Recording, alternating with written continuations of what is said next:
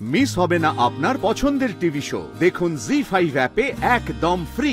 তুই আজ যেটা করেছিস সেটা ঠিক করিসনি। শালিনী যদি সুস্থ হয়ে উঠতো আমি নিজেই ওকে কলকাতায় পাঠানোর ব্যবস্থা করতাম, কিন্তু যতক্ষণ ও সুস্থ হচ্ছে, আমাদের বাড়িতে রয়েছে, ওর যত্ন তো আমাদের করতেই হবে।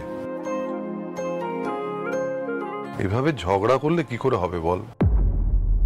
এখন তো প্রমাণও করতে পারবো না যে শাকচুনিটা যতটা অসুস্থ নিজেকে দেখায় ততটা অসুস্থ সে নয়। মাথাটা তার ঠিকই আছে, নয়তো ওইভাবে বক্সিং এর ভঙ্গি নিয়ে আমার খুশি এড়াতে পারতো না। ফুলকি, বাবাকে কি বলতে এসেছিলে বলো? আসলে জেঠুমণি, শালিনী ম্যাডামকে ওইভাবে সিঁদুর পরতে দেখে না আমার মাথাটা একদম ঠিক ছিল না।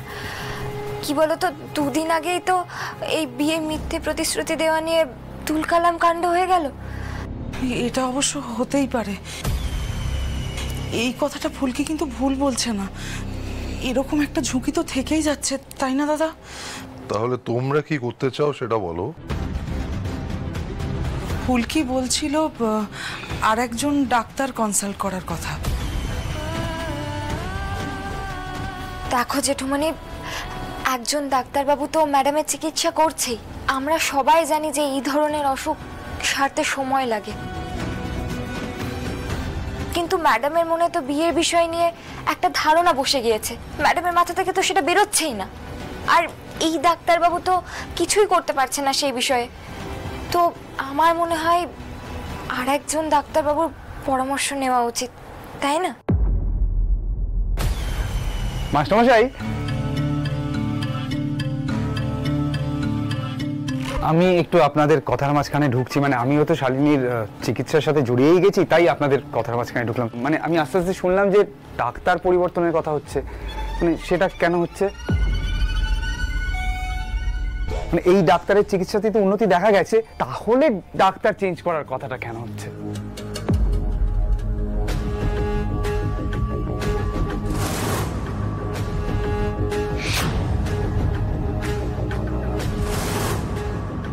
মাকালি, তুমি দেখো একটু, অন্য ডাক্তার না দেখালো তো এটা বেরোবেই না যে শালিনী ম্যাডামের এই অবস্থা আদৌ হয়েছে কিনা। খটকা তো দিনে দিনে বেড়েই চলেছে। কি এত চিন্তা করছেন বলুন তো? এইসব কেসে না রোগীকে ডাক্তারের উপর বিশ্বাস করতে হয়, ভরসা করতে হয়। রুদ্র, হ্যাঁ তবুও কলকাতার একজন নামকরা ডাক্তারকে দেখানো যাক। শালিনী নিশ্চয়ই আস্তে আস্তে তাকে বিশ্বাস করে উঠতে পারবে। একটা সেকেন্ড ওপিনিয়ন নিতে তো ক্ষতি নেই। আর দেখো, ফুলকি যে কথাটা বলছিল সেটাকেও তো ফেলে দেওয়া যায় না। ওই কিছুদিন আগে শালিনীর ছবি তোমাদের ভাষায় কি যেন বলে ভাইরাল হয়ে গেল, তাতে লোকজন ক্ষেপে উঠেছিল। এখন যদি আবার এই সিঁদুর পড়ার ছবি চারদিকে ছড়িয়ে যায় তাহলে তো সামলানো যাবে না।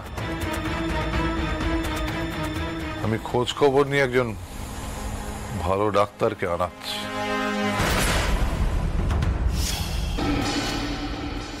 জয় মা কালী। নতুন ডাক্তারবাবু নিশ্চয় ধরতে পারবেন যে মনের অসুখটা আদৌ অসুখ না অভিনয়। জি5 ডাউনলোড করুন আর সব এপিসোড দেখুন একদম ফ্রি।